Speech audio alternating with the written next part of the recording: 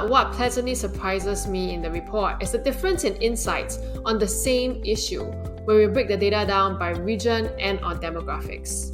This shows a need for the splicing and disaggregation of data. The movement for equity exists because inequity and bias affects us differently, and knowing how is crucial for progress. Employees are feeling more dissatisfied with DEI progress in 2023 than previous years. The use of explicit DEI questions decreased from 2022 to 2023. While it's clear that organizations are investing fewer resources and less time, it's another thing to also opt out of asking important questions that produce those critical insights. My hope is that organizations will continue to ask about things like perceptions of fairness, because those perceptions ultimately impact employee engagement, performance, and ultimately retention.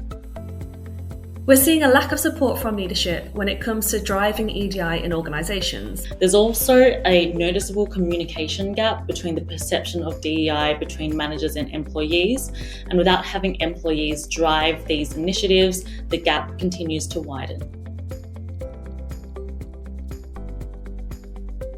What I see as a top challenge in the DEI space right now is to have more safe, secure, and empathetic space to allow employees to speak up and express themselves freely about DEI without any judgment from upper management, co-workers, and colleagues.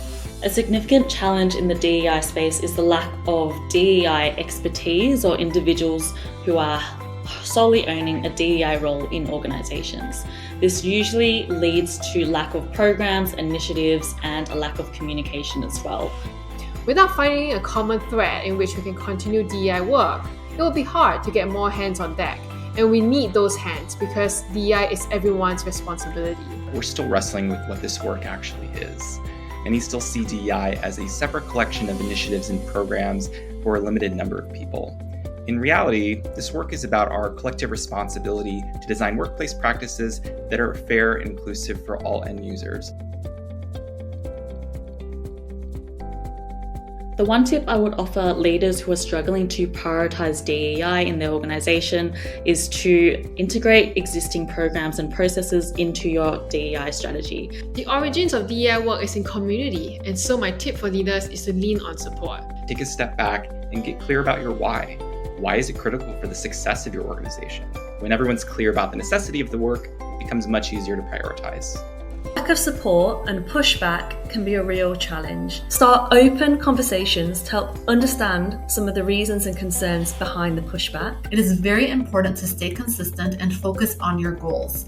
Focus on the small and short-term goal. Once it is accomplished, build on to longer-term goals. I want people to understand that this is ultimately about integrating equity and inclusion into everything that you do. The vision of a diverse, equitable, and inclusive workplace is a marathon, and any progress made is progress. You're not alone, and we are stronger together. So you got this.